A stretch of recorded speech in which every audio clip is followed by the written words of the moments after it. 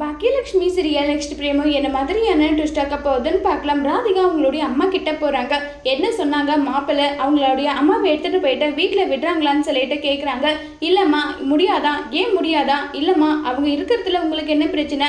நீங்கள் உண்டு மையம் உண்டுன்னு சொல்லிட்டு நீங்கள் ரெண்டு பேரும் உங்களுடைய வேலையை நீங்கள் பார்த்துட்டு இருங்க. எதுக்காக நீங்கள் அவங்களுடைய பேச்சுக்கெல்லாம் போக போறீங்க சொல்லுங்கன்னு சொல்லிட்டு பேசுறாங்க. ராதிகா நீ அவங்களுக்கு ஏற்ற மாதிரி மாறிட்ட ராதிகா. அப்படியெல்லாம் கிடையாது. ஆமாம் அப்படிதான். இங்கெல்லாம் இருந்தால் தேவையில்லாத பிரச்சனை தான் வரும். எதுக்காக நான் இங்கே இருந்துக்கிட்டு நான் என்னுடைய வீட்டுக்கு கிளம்பி போயிடுறேன். நீயும் மையமும் வந்து சந்தோஷமா இருக்கணுன்றதுக்காக தான் நான் இங்கே வந்தேன். நீங்கள் சந்தோஷமா இருக்கீங்க. அதுக்கப்புறம் நான் எதுக்காக இங்கே இருக்கணும்? நான் கிளம்பி போறேன்னு சொல்லிட்டு சொல்றாங்க. என்னம்மா இது? நீங்கள் என்ன விட்டுட்டு போறீங்களா? ஆமாம் உனக்கு தான் உன் புருஷன் குடும்பம் குழந்தை குட்டி நாக போகுது.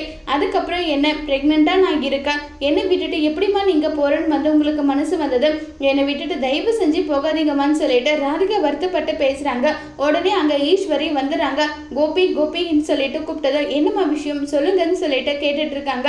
என்ன கோபி உன் பொண்டாட்டி எங்க போயிட்டா? இங்க ஒருத்தி கத்திக்கிட்டு இருக்கேன், அவளுக்கு காது கேட்கலையா? ஒழுங்கு மரியாதையா வந்து எனக்கு காஃபி போட்டு கொடுக்க சொல்லுன்னு சொல்லிட்டு இருக்காங்க.